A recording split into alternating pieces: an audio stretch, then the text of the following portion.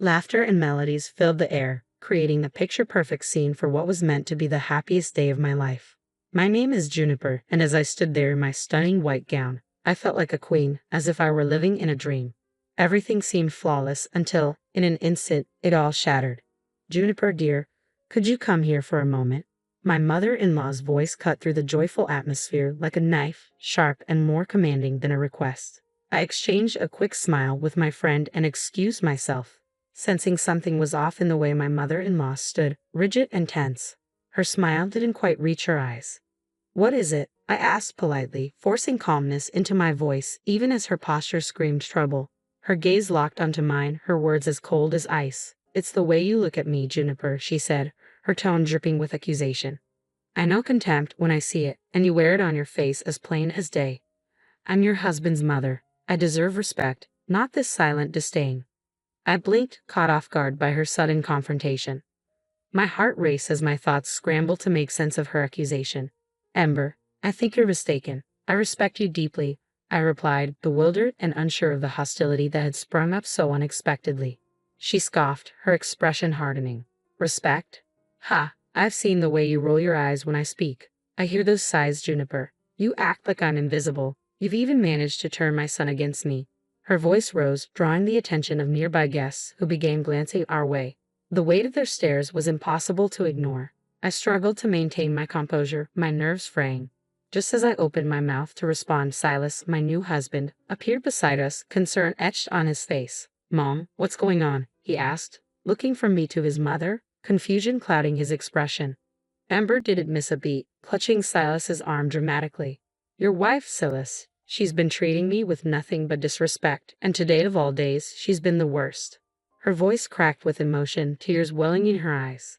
Silas turned to me, disbelief flickering across his face. "Juniper, is this true?" His voice was cautious, as if he couldn't fully grasp what was unfolding. "No, it's not true," I said firmly, striving to keep my tone steady despite the whirlwind inside me. "I've done nothing to disrespect her. She's making this up." Ember tightened her grip on Silas's arm, her tears now flowing freely. "I'm your mother, Silas. Do you think I would lie to you?" she cried, her voice trembling with a mix of anger and heartbreak. Silas's expression shifted, concern morphing into something darker, something I had never seen before. In a swift, shocking movement, he reached down, removed his shoe, and struck me on the head with it. The sound echoed through the stunned silence of the room, freezing me in place. My hand flew instinctively to my scalp, which now throbbed from the impact. Gasps rippled through the crowd, but no one moved. I stood there, motionless, a storm of emotions crashing within me, shock, hurt, betrayal, and anger swirling all at once. For a moment, I was at a loss for words. "How could you?" I whispered, the question not just for Silas but for the universe itself, a plea for understanding. How had things spiraled so far out of control? Realizing what he had done, Silas stammered, "Juniper, I didn't mean it. I was just—" I cut him off, my voice steady despite the tears welling in my eyes. "No, Silas, you've shown me exactly who you are." The sting from his blow paled in comparison to the heartbreak of knowing that the man I had married was capable of such cruelty. Turning away from him and his mother, I faced the guests, many still staring in stunned silence. "I'm sorry you had to witness this," I said, holding my head high despite the chaos swirling within me. "Please enjoy the celebration. I just need a moment alone."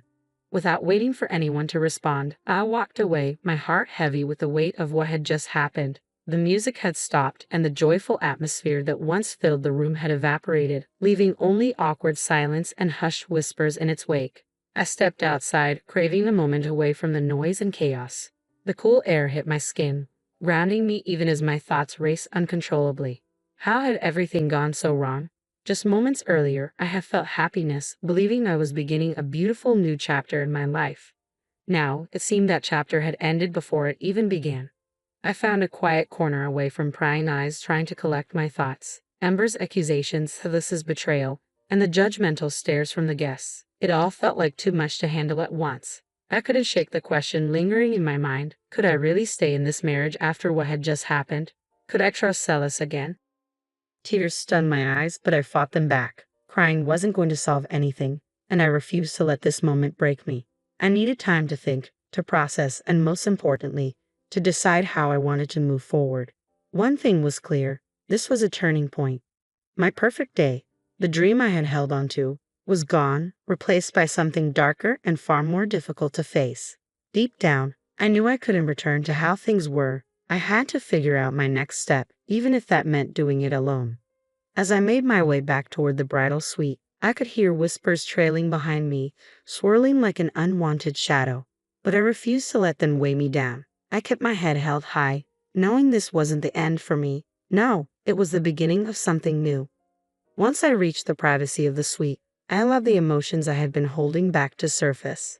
The tears came, but they weren't just tears of pain. They were also tears of resolve. I wouldn't let this moment define me. I wasn't going to be a victim. Instead, I would rise above it. A plan began to take shape in my mind, clear and unshakable. I wasn't going to let Silas and his mother get away with what they had done. The first step was to gather evidence, proof of how they had treated me, proof that no one could deny. I knew exactly who to call. Roman, a private investigator with a reputation for being both discreet and relentless. He was just the person I needed. With him on my side, I would uncover the truth, no matter how deeply it was buried. I reached out to Roman without hesitation, confident he was the only one capable of helping me with such a delicate situation. His reputation for thoroughness made him the perfect choice. "Roman, I need your help," I told him, trying to keep my voice steady. "My husband, Silas, and his mother haven't exactly been kind to me, and I need proof of their behavior." He listened carefully, his voice calm and professional as always. "What kind of evidence are we looking for?" he asked, showing no hint of surprise. "Anything that shows a pattern," I replied, feeling a surge of determination. I explained that the abuse could take many forms: emotional, financial, or even legal. Anything that could help prove what they had been doing. "Understood," he replied without hesitation. "I'll start with surveillance and a background check. I'll dig into their history, their finances, everything. You'll get the evidence you need." With Roman on my side, I felt a spark of control ignite within me. For the first time in days, I had a plan. From that moment on, I began documenting every interaction I had with Silas and his mother, every conversation, every phone call. I needed to gather all the evidence I could. I wasn't leaving anything to chance. In the midst of the storm, my best friend Lilia became my lifeline. She had been there for me through thick and thin, her unwavering support giving me the strength to keep going. "Lilia, I don't know how I'd get through this without you," I admitted one day, feeling overwhelmed by the weight of it all. She placed a reassuring hand on my shoulder. "You're not alone, Juniper. I'm here no matter what, so tell me your plans." I explained everything to her, from gathering evidence with Roman to my desire to expose Silas and his mother for who they truly were. Lilia's expression darkened with concern. "Juniper, be careful," she warned. "They're not going to see this coming, and when they do, they'll be furious." "I know," I said with a determined nod, "but I can't let them get away with this." Over the next few weeks, the pieces of the puzzle started to fall into place. The phone recordings revealed how Silas's tone often shifted from cold to demeaning, his words dripping with subtle threats.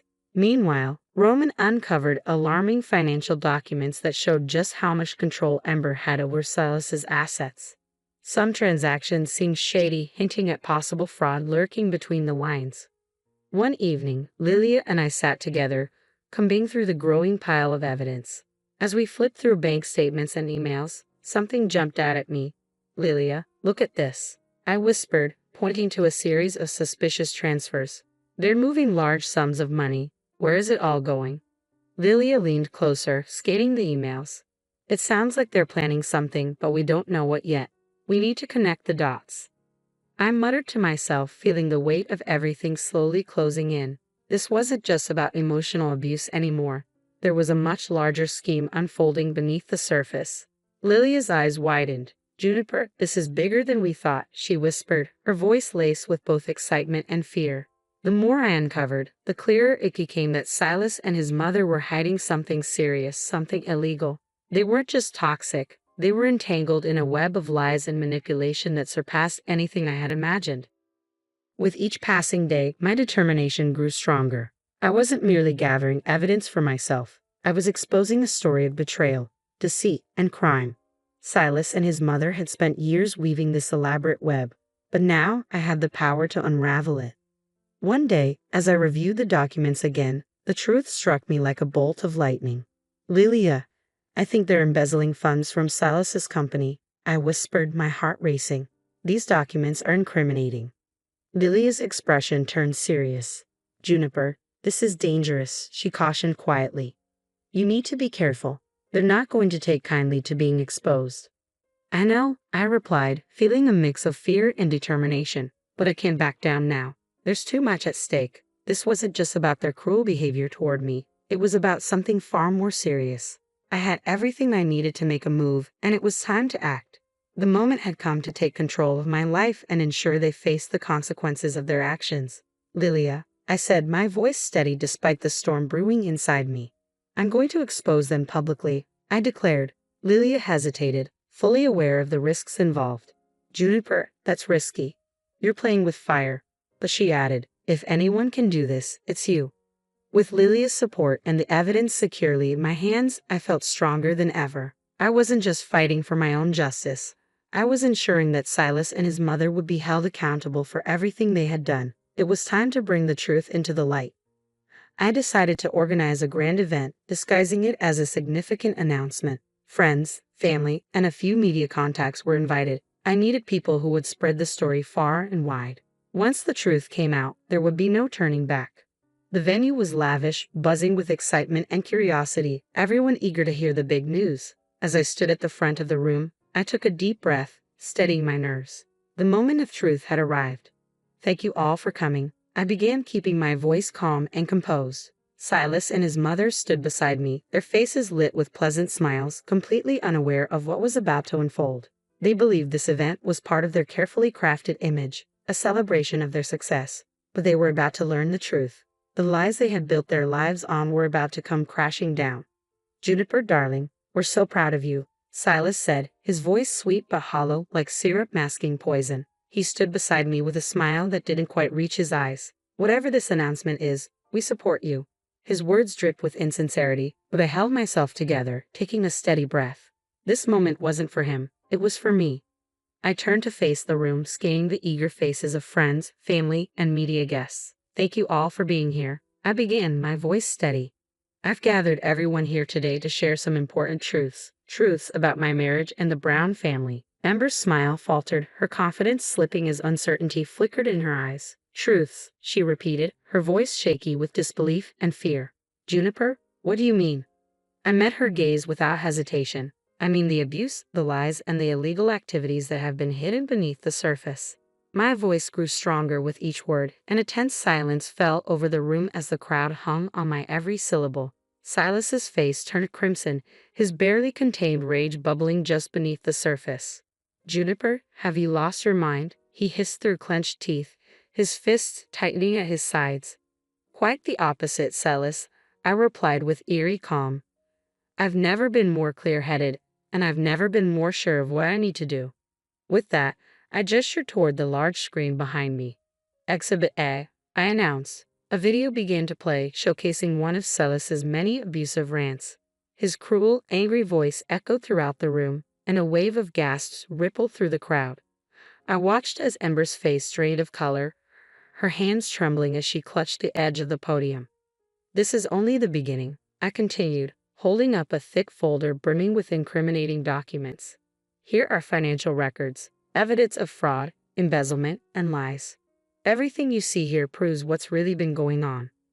Silas stepped forward, panic flashing in his eyes. You can't do this, Juniper, he shouted, his voice caught between anger and desperation.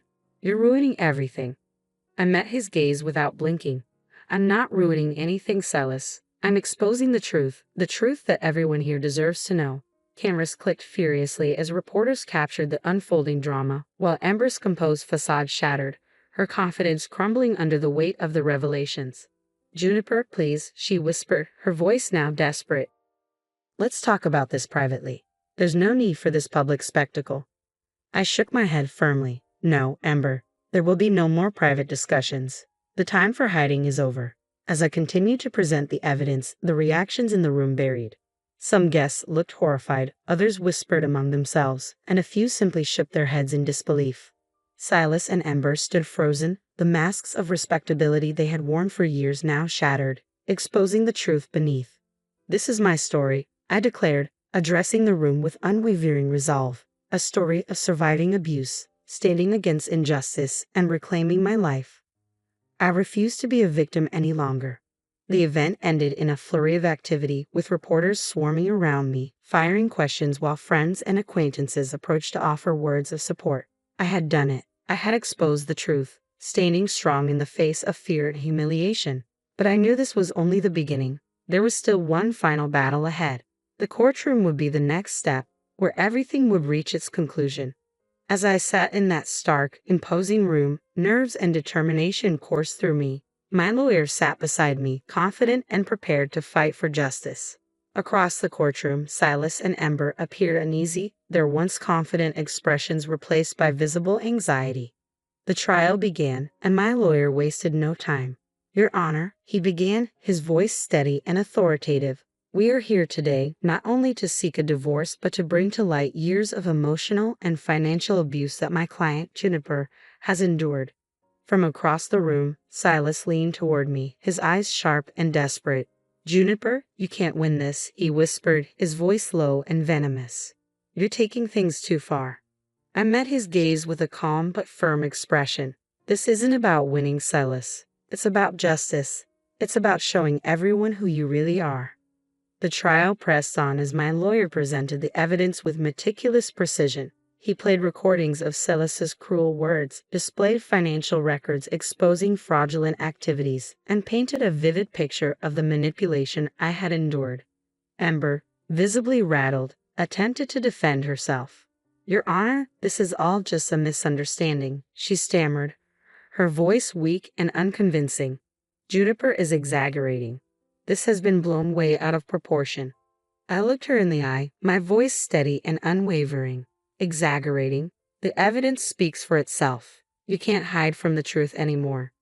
The judge reviewed everything carefully, taking time to analyze the documents, testimonies, and facts presented. Minutes stretched into what felt like an eternity, but I stayed composed, knowing the truth was finally being revealed. After a long pause, the judge made her ruling. "In light of the overwhelming evidence," she announced, "the court grants the divorce and orders legal action against both Silas and Ember for their conduct." The sound of the gavel striking the bench echoed through the room, marking the end of this painful chapter of my life. Relief and vindication washed over me like a wave. I had stood up to them, fought for justice, and emerged victorious. With the legal battles behind me, I knew it was time to start fresh. I found a small, peaceful home in the countryside, far from the chaos and pain of my past. The quiet surroundings and the beauty of nature provided the space I needed to heal. Sitting on the porch of my new home, a warm cup of tea in hand, I watched the sun dip below the horizon. The gentle rustling of leaves in the breeze and the distant chirping of birds filled the air. For the first time in what felt like forever, I felt at peace. This was my new beginning, a life free from lies, manipulation, and abuse. My journey had been long and difficult, but it was worth every step. I hadn't just survived, I had triumphed. I had found my strength, reclaimed my voice, and now I was free. As the sun set, casting a golden glow across the sky, a small smile spread across my face. The future was uncertain, but it was mine to shape, a future filled with hope, healing, and happiness. This was my story of triumph, a story of a woman who refused to be silenced. I had faced every challenge head-on, stood tall against all odds, and now, finally, I was living a life of freedom and peace.